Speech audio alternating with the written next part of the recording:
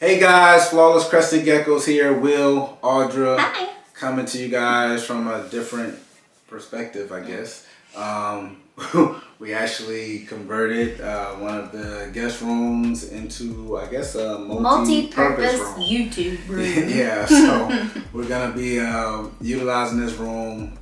We're I guess secluded away from the kids and all their noise. It's pretty silent over here on this side of the house. It is. It's nice. Yes, it is. Aside from that fire detector, smoke detector. Oh yeah, I don't know. Everybody tells us that it's beeping, and that's I probably gotta beeping. listen closer. Yeah. But we'll change that too. We promise one day. We do have an order in for a nice size banner. That's Yeah, gonna we're hopefully it's excited. not too huge to be behind us over here.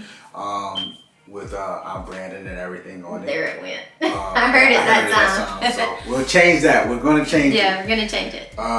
So we'll get the banner up as soon as it arrives and start evolving this room into a cool little multi-purpose room for recording. Exactly. So you guys are gonna get even more consistent content than what you've been getting from both Audra and myself, as well as Audra coming in here doing some projects on her own, me coming doing some projects on my own. We're fresh off of a Flawless Academy video that we just recorded for our Patreon. For our Patreon members. And it was all about taxes. So. Yeah, it's all about taxes and addressing those issues as they come up. But this video actually is gonna be talking about that necessary evil that we hate. But we love at the same time. Streaming giant. Yes, PayPal. Transaction hogging business. They're crazy. Founding father of Elon Musk. Yes. Yeah. So we're going to talk about PayPal. Where they went wrong. Well, they went right for themselves. But Yes and no, because I do believe that over time there will be another giant that pops eventually. up. I think Square is doing very well. I think Square is giving them a run for their money. Actually, we're looking into moving over to Square. The problem is this: when you're a legitimate business, small business at that, what you have to weigh is your options. And when you start talking about your methods of payment, can you afford to turn down a sale strictly because you don't want to deal with the funding provider? For us, no, we're not going to turn down the sale dealing with them, unfortunately. But it's because we're so tied in with them because we've been working with them since we started. We've used them since we started. But they've changed every single year. Evolving, everyone evolves, but theirs have been for the worst. They're penny snatching and they're coming after all the sellers, to pretty much to say that nicely. There's a lot of holds being put on different accounts. We're good, knock on wood. Knock on wood.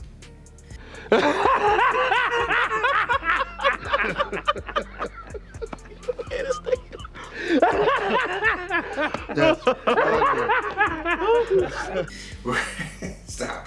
We're good. But to get to the place that we are, it's been a process with PayPal. PayPal has done the unthinkable to us several times over. When we first got started, 6 years ago, I remember they put a hold on the sales, a few sales that we made. And we had a couple thousand from sales sitting in the PayPal account That we couldn't couldn't touch it at all. Our money. Yep. And we couldn't do anything with it. We would call. Everything's on, I'm in pretty order. sure you sat on the phone for legitimately like 2 days. Absolutely. Straight. Absolutely. Yeah. And that was the beginning of the nightmares dealing with them, PayPal. to the point where we started learning their process. And at that point, they will put different things on hold because you were a new seller's account. You would go jump through hoops, go through all your verification. They got all your paperwork, and they still would have your stuff on hold, to the point that they would start sending us on a 3 to 4 week basis updates on our account. Hey, you've reached this status. You can now withdraw $5,000 a month from PayPal, from your own PayPal balance. From your Even own if you have money. whatever in there, you can only withdraw $5,000 and put it into your bank account. And then you'll graduate from that. I think they moved us from 5 to 15. Was it 15? I was thinking it was 10.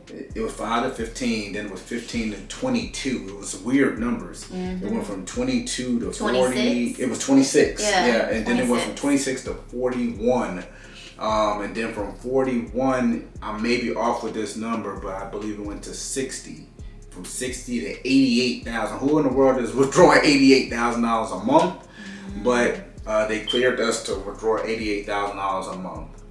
And again, all this was happening 3 to 4 weeks at a time in updates. If you guys are having these issues with them, you do need to get on the phone with them to clarify things so they can clarify everything you need to do. There may be some EIN paperwork you need to send them to verify who you are if you choose to continue to do business with them. And your EIN's FEIN, which is your federal tax ID number. Right.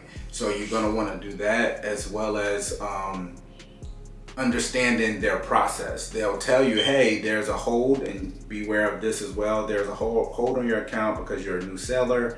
What did you sell? You tell them everything you sell. You tell them the customer you dealt with. They see everything right in front of them, but a lot of time they won't even confirm what you need to do. If you sell an item, no matter what it is, and you're new, you're gonna want to make sure that you copy your tracking number, however you sent it, UPS, FedEx. And after you send it out and it's in the mail and it's in transport, you're gonna wanna log back into your PayPal, click on your transaction, scroll down, and there's gonna be a section there where it's gonna literally say, click to attach tracking info. When you attach your tracking info, what that now does is it notifies PayPal that you sent what you said you were gonna send. But it's not over yet. Now you have to be hopefully lucky enough to deal with a good buyer. Because a lot of times buyers buy what they want and they're done. They don't want to, interact or communicate with the seller. The seller has their money, they're kind of done. They want their product. But now you have to interact with your buyer to the point where you say, hey, I have a temporary hold because I'm new. Your item is in the mail, your animal is in the mail, whatever it may be. They receive their animal, they check it out. You can tell them, hey, give me a call when you're satisfied with your purchase, or give me a message when you're satisfied with your purchase. At that point that they contact you, you now have to walk them through to do the same thing on their side. Log into their PayPal, click on the transaction to confirm that they received. Scroll down and click, literally one click to say confirm that they received what they purchased. It will literally instantaneously release the hold on your funds as a seller. And that's something that they don't put out there enough from PayPal's perspective. Again, I think it's another attack on a seller because they should really walk us through that side of things if they're going to continue to move that way. As a buyer, you're unfazed. Like nothing phases the buyers. Yeah. Even with their relatively new 2 years, 3 years ago, they implemented that whole refund policy mess they got going on. Which is terrible. Absolutely terrible. So let's discuss that for a minute. Yes. Okay. I guess, what was it, 2 years ago? 2 years ago. I think it was 2 years ago.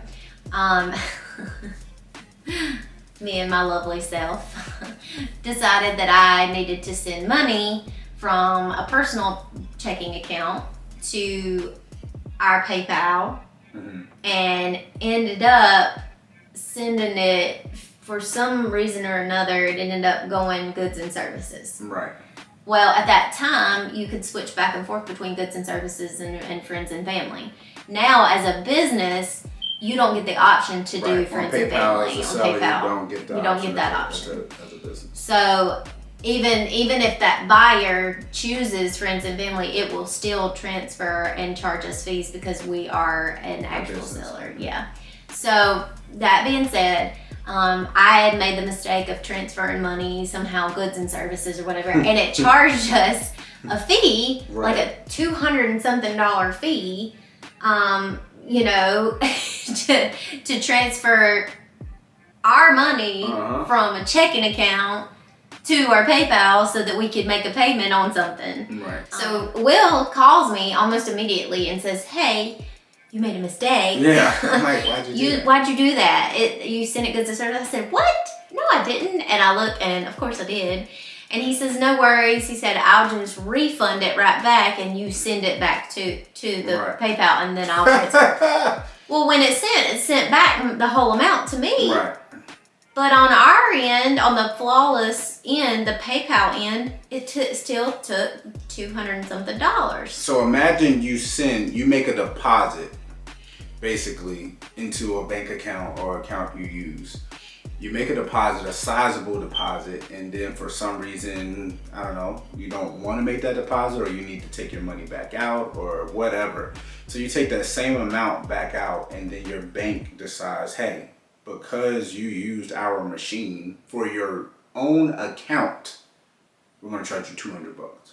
Yeah. Like, what? So we got on the phone, or I got on the phone and called and spoke to this rep and this supervisor, and basically the gist of it, which is still current to this day, anytime you make a transaction, whether electronic or not, they are going to charge you a fee.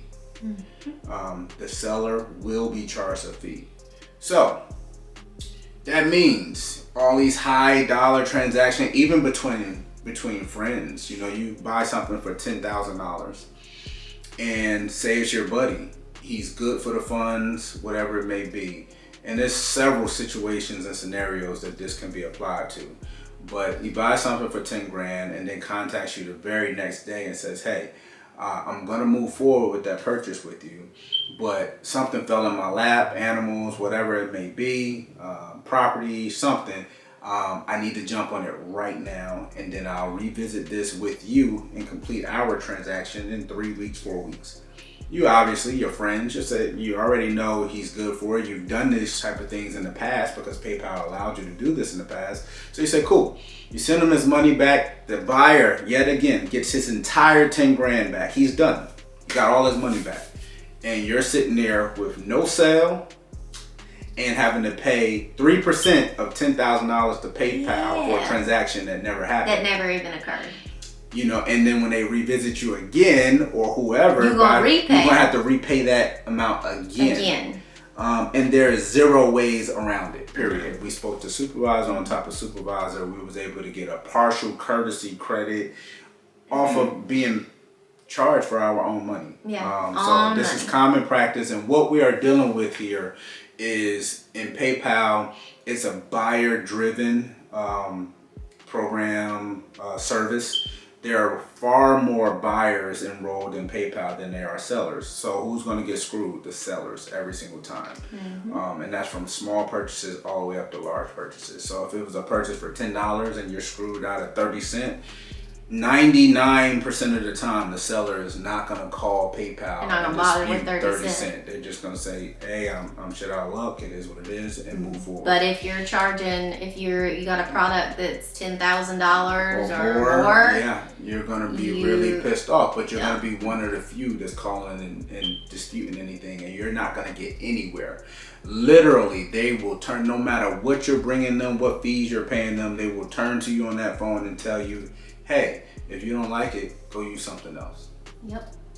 Like, wow. So we're getting away from PayPal, but why we say it's a necessary evil is because we are business owners and we can't be naive or ignorant to the fact that millions of Americans and international people trust and use PayPal. There are safe ways to go about using it, but that specific policy and what they adjusted and changed, we don't agree with, but there's nothing we can do about it. And the thing is that for us, we believe in that there is a cost in doing business. Absolutely. It would be legitimately, I wouldn't find a problem with it if it was like one flat fee, say, that happened, and to use that service, because it does take money to create a business like that and to maintain and pay whoever works for PayPal and their overhead and such. It's like a canceled check at a bank. Yeah, it's like a canceled check. Yeah, like you're going to pay like a $30 fee or a $10 fee or $15 or whatever. If that was the case, that's fine, but not to charge the entire transaction fee amount because there was no transaction that ended up occurring. Right. It's the same similar basis of what they do with which is the thing we never use, that rapid pay thing. So with your PayPal account, if you withdraw funds, it tells you 1 to 3 days, no charge. They deposit into your account. Yes. Or you can do transfer it instantly, immediately, and then they charge you like it's some type of percent up to $10. Once it hits $10, that's the max they charge you, no matter what you're taking out your account. So they need to put in place some very same policy, because it doesn't make sense to say, hey, we're going to charge everyone $5 for canceled transactions, because if your transaction isn't nothing but $5, how you going to charge them $5? Exactly. So they need to use that same philosophy, charge that percentage of that canceled transaction up to whatever dollar amount, $10 or whatever it is. You got to understand, PayPal is legitimately making money off of transactions that aren't never occurring. Happen. You're literally not even doing that much energy. I was going to say you're literally paying money for pressing the enter button, but you're the one doing the enter button, and not even PayPal. Whenever it's a larger amount of a transaction, you're really paying a lot. Right. So they need to fix some things, but until then we're really stuck, especially being a seller. So we want sellers to beware. We see a lot of people that walk a lot of people through the process on seller and buyer side. There's a lot of people to interact with PayPal. Yeah, there's a lot of people that don't understand and refuse to even use it. So you end up losing on sales. If you guys can do that, that's fine. We always want to err on the side of caution. So we would prefer any other method other than PayPal. But if PayPal is the only thing a buyer or customer of ours is actually working with, we absolutely are going to accept PayPal. Well, PayPal and Venmo, because guess what, folks? PayPal now owns Venmo. Right. So be aware that the same thought process on the PayPal side works for Venmo as well. Exactly. And again, you can't just choose a goods and services type of situation with Venmo anymore either. Right. With a business account. Now, a personal account, you can still send. Even a personal account, I guess with PayPal, you can still send money. But you want to be careful with that stuff too, because now PayPal is also 1099 to you. Mm-hmm. And if you're doing your snake or gecko or reptile business on the side and you're not claiming, you're really doing yourself more harm than good. You're doing a disservice to yourself. Actually went in detail in the Flawless Academy video for taxes and CPAs. Again, tax law is actually created for small business and business in general. All kinds of loopholes is made inside tax law for you to actually take advantage of. For you to be able to take advantage of. So you really want to get with someone, a professional, and talk about those strategies. But as far as getting back on point with PayPal, avoid them at all costs, but if you have to. And just our disclaimer, this is just sort of the thing that we want you to understand. We are not in the business of being legal professionals or tax professionals or any of those things. But what we will tell you is that it is very important to claim every single thing that you do. Yes. It does not benefit you to try to cheat the government, because they will figure it out and they will come after you. Right. Understand that. They coming after you big time. Just understand, don't cheat the government, do it the correct way. Visit a CPA. Or talk to somebody who did one of them doggone PPP loans. Yeah. We come from a law enforcement background. We ain't do no PPP. No PPP over here. There's no PPP over here. So, now, PPP loans I will say I've talked to a couple of businesses that have multiple employees under them. That if it's not supposed to come to you, don't claim it. Because I'm telling you, if you didn't earn it and you don't qualify for it, do not do some YouTube search on that. PPP loan. They got the federal government coming after people, and you got people that flipped their money and did all this stuff, and they saying, hey, we're going to get the government back their money. And the government said, we don't want it. We want you to go to jail. But anyway, this is a video coming to you guys from Flawless Crested Geckos. We signing out. Audra, we out. Bye.